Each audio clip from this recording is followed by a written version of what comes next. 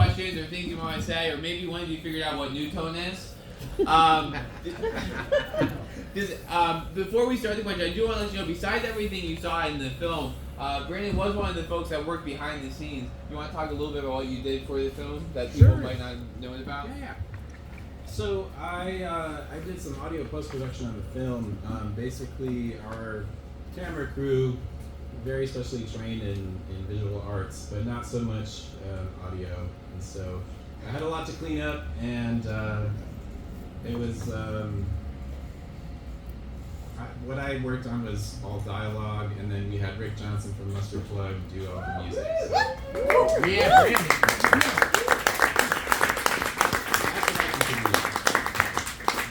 and I think you guys are, we're in Detroit. Everyone should be familiar with this crew, right? Yeah. Are there questions out there someone wants to start with? Drew, I got a question for you. Okay. How in God's green earth do you go so hard every night? For real? Yeah, man. Just killing. I want to know that too. The love of ska.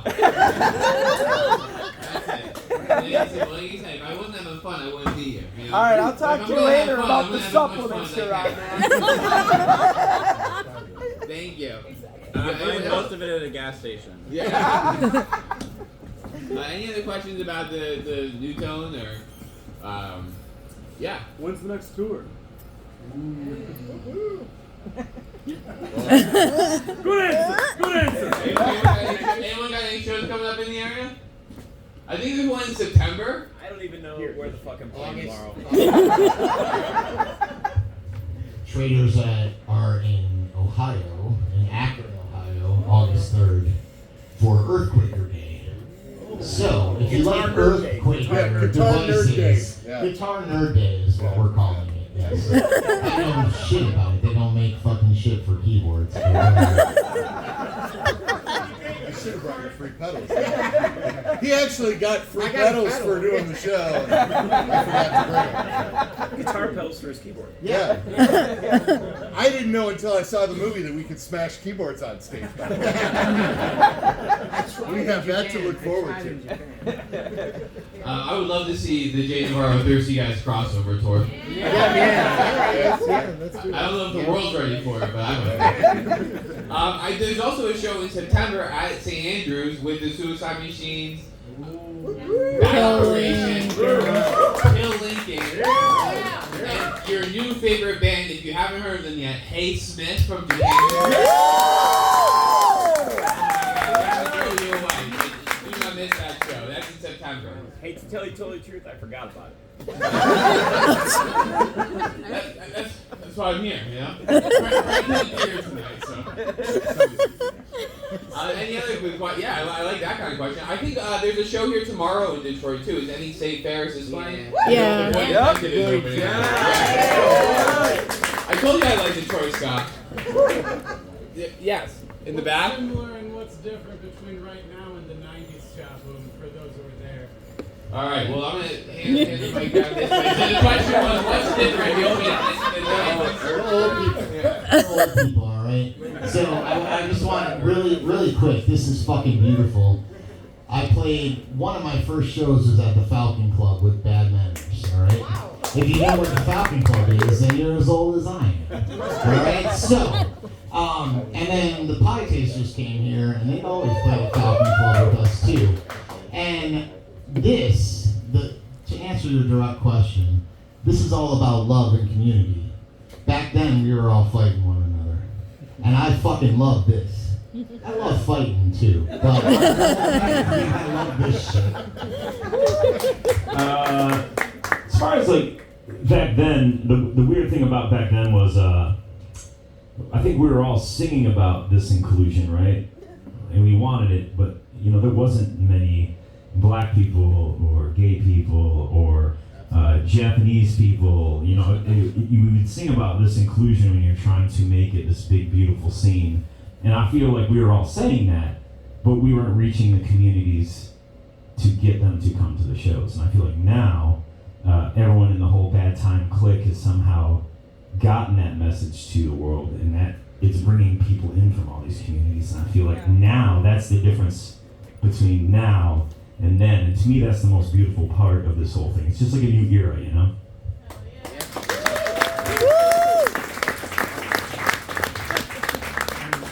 Just to add a little bit to that, I think we drew upon the messages we got growing up, and I think being able to put it into practice is it's really gratifying, and to have all of y'all part of it is huge. So.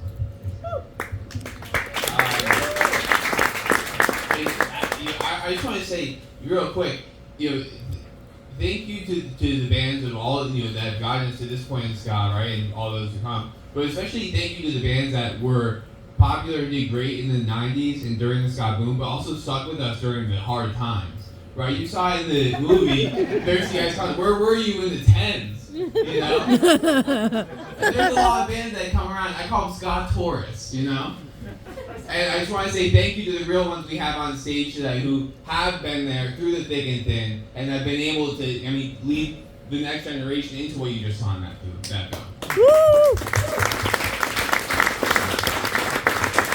That's a great question. Anyone else out there? Yes.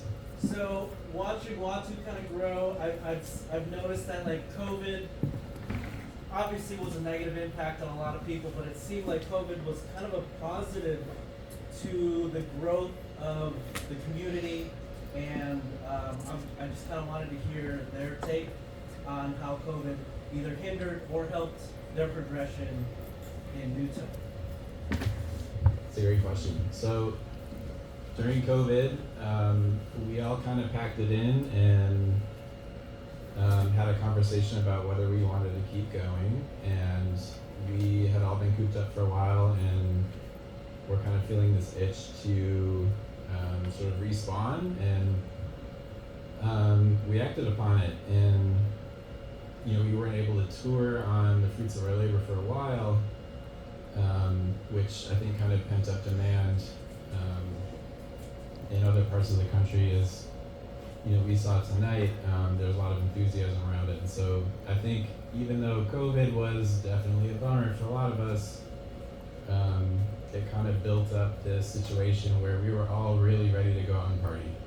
And it was really good to get out and finally be able to play the songs that we had written and to have the response that we did. It's a lot of fun. Yeah. Anything you want to add there? You guys anything you want to say about COVID and the ska scene? The tour we did with Big D and the Kids Table was very, very weird, but it was very, very fun. Right after COVID, yeah, and people were just kind of hesitant, but the whole place was jumping. So it was a strange thing, but it was great. So I think one of the cool things a lot of people miss about the Bad Time Crew happened during COVID. What you'll learn from hanging out with all of these bands is that they had each other's back so crazily thick, it's like a family for real. And so when you had COVID, they fucking killed the internet game because they were all taking care of each other. You would see We Are the Union talking about Bad Operation. You would see Kill Lincoln support. Everyone talked about each other. Everyone took care of each other. Everyone's like, Cat Bike would come, pump up Kill Lincoln. Like, something would happen, everyone would fucking go Twitter crazy, fucking Instagram nuts, check this shit out, and I've never seen a pack of people who are family have each other's backs so much that it blew my fucking mind to even be a part of it. But during COVID, it was impressive to see because they used the internet to their advantage, so something like an old person like me could never understand. And it blew my mind, and that's the one thing that I took from it. Because I was like, well, fucking look at this go. Like, it was awesome to see them have each other's backs. It was really cool. Thanks, Jack. To Brandon's point, the Kill Lincoln, Catbite, and We Are the Union all had an album come out at some point while we were in mostly quarantine era COVID. So in terms of pent up demand, in terms of what Jay's pointed to bringing them all together, it's like you kept. The market for ska fans kept getting hit and hit again, right? And it's all these people from all over the country connecting. It's really incredible, but it's a testament to these local ska scenes, right? and you see, we've all seen it coming up, and that's why we're still here. It's a great question. Yeah. Anyone else about yes? Kind of jumping off of what we were saying about just everybody feeding off of each other, supporting each other, and whatever. Like, not only in the good times, but the bad times. You know, when somebody's van gets broken into and all their gear gets stolen or whatever else, everybody reaches out to the community. You know, everybody kind of chips in. How long did it really take for you guys to realize that everybody on Bad Time Records would click? You know, like, was it more organic, or did you guys just kind of realize, like, we know this band, we get the vibe, you know? Like, I don't know, like, or did everyone, you just kind of throw everybody in a pot and say, like, oh, let's see how this goes? You know, like... It's a good question. I don't know how... We're the old people. That's all. It was organic. That's really all, like, I can say. We went on a couple tours and, you know, everybody, like, just vibed. I got a weird feeling Kill Lincoln was meeting everybody all over the world. The thing that blows me away about watching that movie and the having each other's back thing, just from where I'm standing, did you see all the fucking reverence? Yeah. I mean, no, seriously. I mean, it started out with like a couple of guitars here and there, and then it just infected the whole. And I don't know if it was. I gotta thank Brandon and Ricky. I mean, these guys and we have been playing Reverence for 10, 12 years, and like spreading the word throughout that scene. And then all you guys, man, like. It's just so exciting for me to sit there and just see it one after the other. These guys have all had my back and my company's back all over the world. And to just be a part of it, like officially be a part of it from the music standpoint and not from like the music industry, like guitar guy standpoint, and be around all of these guys using our instruments is fucking awesome. And it means everything. So thank you, Bad Time, for that. I wish I could say that in every one of these movies, man. Thanks, Andy. Organic. It was all Kill No, Lincoln. I think you can. It's all Kill Lincoln. I think what Mike did with Bad Time, in my eyes, is, I mean, with Kill Lincoln, we kept going around the country. And, like, I mean, I played the show with Brandon before Kill Lincoln ever existed, in 2005 in Westport, Connecticut, you know? So when you say, how do we know we're going to mesh? Well, you know someone for 20 years, you're kind of like, okay, you know, even though you don't see them every day, but over 20 years, you figure out, okay, like, we're going to get along a little bit. I mean, you've been seeing the Suicide Machines how long, right? But, you know, Kill Lincoln kept going around, and you see this great ska scene in Detroit, you know, you see this great ska scene in Southern California, in Florida, in New Orleans, in Philadelphia, but there was no cohesion, right? No one's working together, right? They're all just kind of stuck. But then, to someone else's question, COVID, a lot of that forced it together. A lot of, you know, great music came out, and that's, I think, to a lot of extent to your question, that's what Mike's done. Is he's, you know, picked these great bands from across the country who not only are great musicians, but they practice what they preach, right? And a lot of that it starts with not being an asshole. Rule number one. Yeah, great question. What's there's a lot of really great fests in the U.S. each year, for, you know, to like everyone. What are Can some of your anyone hear the questions, or should I be giving them the mic? just like to all of you, like what's like your favorite fest of the year? The Gathering, ICP.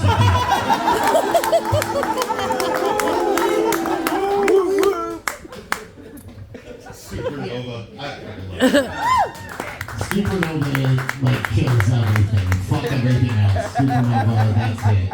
If you're not coming to Supernova to see Selector, I mean, what the fuck are you doing? I was going to say the Fast and Games, well, that's it. 15 years.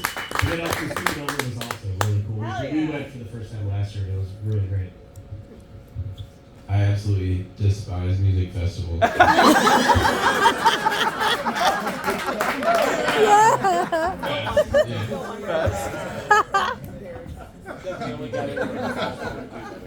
Good answer. Next question. Most unique rider request. Do you really want me to go there? I was on tour with the Descendants in Buffalo, and we were talking to the promoter, and we're talking about weird shit, because we always got socks on our rider with suicide seats. We could just throw them away after the show. Yeah, it's stupid and wasteful, but... Glenn Danzig. Do you remember this, Mike? Yes. Glenn Danzig. 3 blondes, required height, educated also in religion, and within a 15 or 20 minute cab ride to the venue. Wasn't it something like that? Yeah, that was on his fucking rider. How fucked up is that? Take that, Van Halen.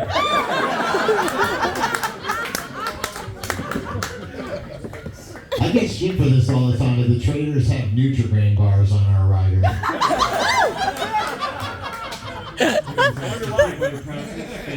I like that shit. Maker's Mark bourbon. And we drink it all. Weird. I can drink it all.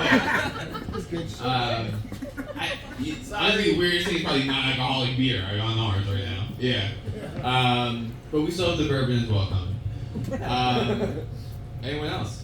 I got one. Yes. For Brandon, the bass player. Oh no. Who's your favorite hockey team? Oh no! The Detroit Vipers. That's some old school shit.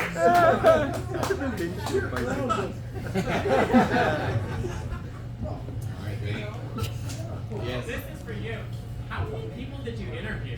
You must have been working your ass off every show. He was every show Yeah, working his ass off. The show is a lot. I didn't work as hard as Ray, right? So Yeah. so normally you load in, right? You sound check, and then you come back and you do your set, and then you leave at the end of the night, right? But we had to get there, load in, and then sound check. Also set up the cameras for the night, sound, and then test all the mics and everything.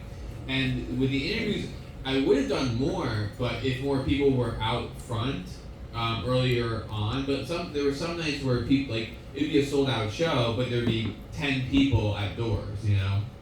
Other times there'd be a lot. So the other thing too is that I wouldn't have a lot of time to stick around once doors open because Ray needs to film every single set. So. In Detroit, we're in front of St. Andrews and there's 25 people, but maybe I only got to 10 to 15 because then we gotta go on and the traders are going on. What I would say is cool is you see that show at St. Andrews where the traders are playing. Another thing, the point is Detroit. It was one of the ones where everybody showed up by the time the opener went on stage, right? And that was consistent pretty much across the tour, which is super super cool. And again, speaks to Jay's point about. Kind of having each other's back. So, how many people did I interview? I don't know. 100, 200, probably. If it's 40 shows, no, if it's probably 25 or something shows, I'm interviewing 20 each, 20, 25 each. What's that, 500? Yeah. That's a lot. So I interviewed probably about half the Scoffins out there.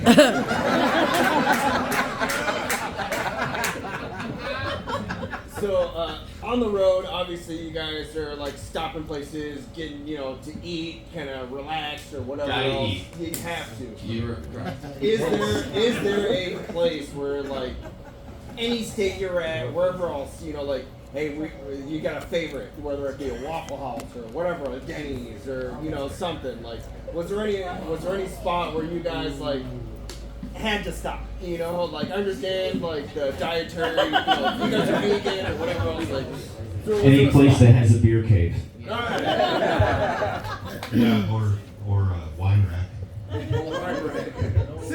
Or Pop-Tarts.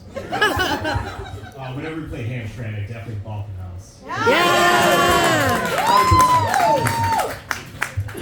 Oh man, so much of being on the road is convenience, and unfortunately, we spend a lot of time at regional fast food restaurants.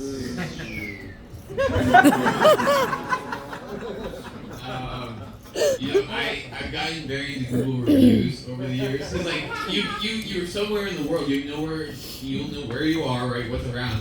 But hey, like a couple thousand strangers can tell you something, right? And also it's kind of like breadcrumbs for when you come back.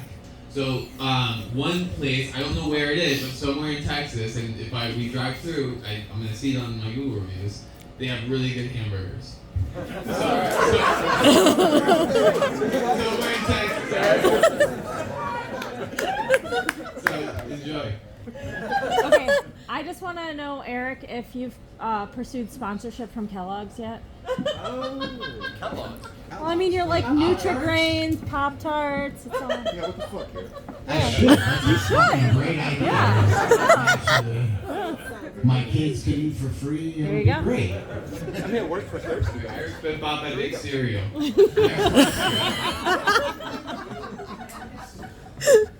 Alright. Yes. What's the best part of your job, and like why do you guys keep doing this shit? What motivates you to keep going? You guys. This right now. This right Well, working construction, when you're done with a job and see what you've built, it's fantastic. Oh, you mean music? Sorry. I wouldn't call that a career. I spend too much time with guitar players. This right here. That's why. Yay! I'm a college teacher by day. I teach students all the time. But I'll give it all up for right here. I bartend, so I like it when you're on the But as far as music, playing for sure.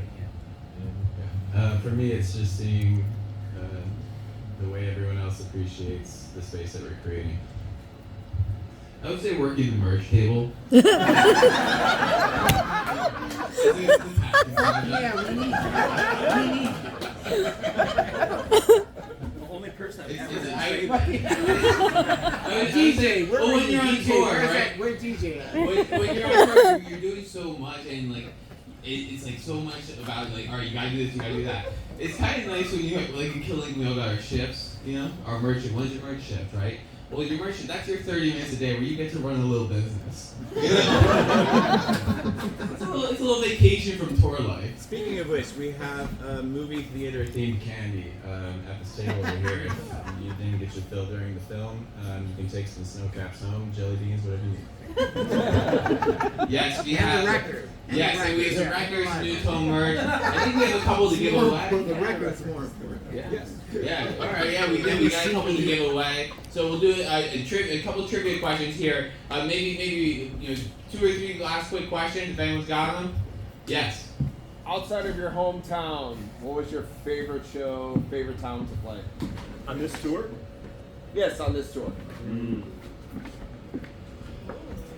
Tough one. So I'm going to tell you, the good vibe about that whole thing was, you see how crazy it is on stage a lot of times in that movie? Dude, the shit was a fucking party every night. Like, I can't begin to tell you how fucking fun it was. It wasn't a joke. It was like that every fucking night at the end of the night. I'm not sure which one was best. Detroit. Yeah, I think part of what made this tour so special is that, like Drew alluded to earlier, everyone showed up at doors and had a good time from the start of the show to the end. So there's a lot of standouts for me, but Philly really went up. Besides Detroit, it was Atlanta for sure. That was probably the best Atlanta show we've ever had and the only good Atlanta show we've ever had. I have no recollection. Too many Pop-Tarts. The Cleveland show sucked.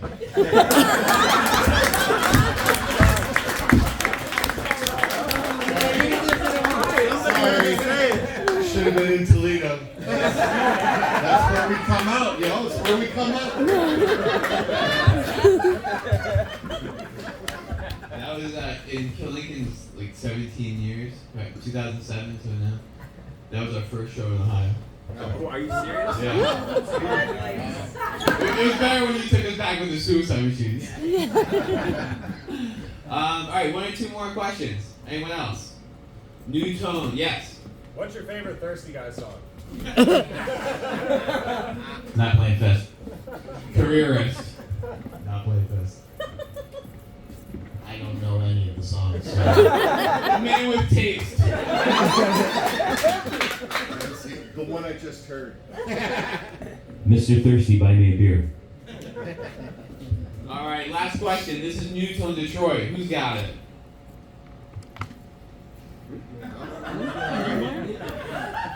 I think you might have had it. Oh, did we have one? Yes. What's all y'all's favorite ska noise? Like hats up, pick it up. Oh, that's a good one. Oh. That's a good one. Yeah, I should have had you read this panel. Alright, for this last bit, you're in the studio. We just need a little bit something on the track. We need a little bit of ska noise. Jay, what are you putting on it?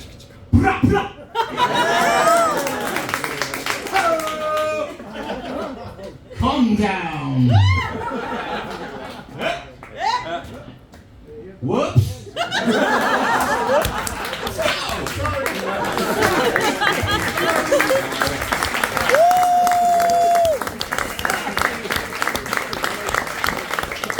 Okay, we got 2 trivia questions. These are for New Tone vinyls.